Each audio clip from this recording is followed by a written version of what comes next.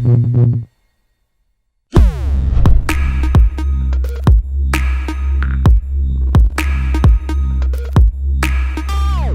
Drew Nixon here at PAX West. I'm here with Kieron Kelly. He's one of the designers on Divinity 2, Original Sin. So tell us a little bit about the game, what makes it unique. So Original Sin 2 is the sequel, obviously, to Original Sin 1, and it's a top-down turn-based RPG. It brings a lot of the greatness of the old isometric games that you might remember from 20 years ago, but brings a lot of new innovations to it as well, and we're not afraid to experiment. One of the things that we do is we actually introduce the multiplayer as well, so we have 4-player multiplayer into the game. And I guess one of the most standout things that makes our RPGs, at least shine a little bit, we introduced a new system called tags. So when I have a tag, say I'm a dwarf and a male, but I maybe chose a tag that I'm also a noble but a soldier. Depending on how what tags I pick is how I role play in the world. So it doesn't just give me unique things to say in dialogue, but it means that people will have unique things to say to me.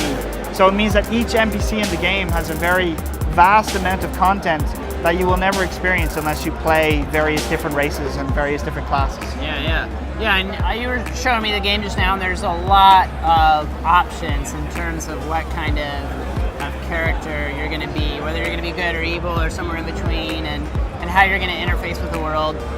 What drives you to make games with so many options and so much like narrative, like moral weight to the world? Sure, well, I mean, everything about our design philosophy for this game has been choice and consequence. We've designed the game from the ground up to make sure that the systems we have in play are not just surface level, but they're deeply ingrained. Not just giving a nod to morality. Exactly, and so every choice that you make, like there's some pretty dark things you can do in the game, but what you do, everything has choice and consequence. So depending on what you do, we're not spoiling too much about Act 3, but things will come to a head and you've got to make sure that you're playing the person you want to play. But so one of the reason why we do that is because we want to emulate the tabletop experience as much as possible. Now, while that might be an impossible task, we're going to do our best to make that as real as possible on the screen, and that's why we make it so that you can do almost anything you can. Yeah, that's cool. Yeah, I think a lot of people see video games as like primarily immoral. Like the stuff you do in them is primarily immoral. Like you shoot and you kill and all these other things. But your games, both the original Divinity and the new game, are all very much about consequence. So that's a very strong moral sensibility, I think.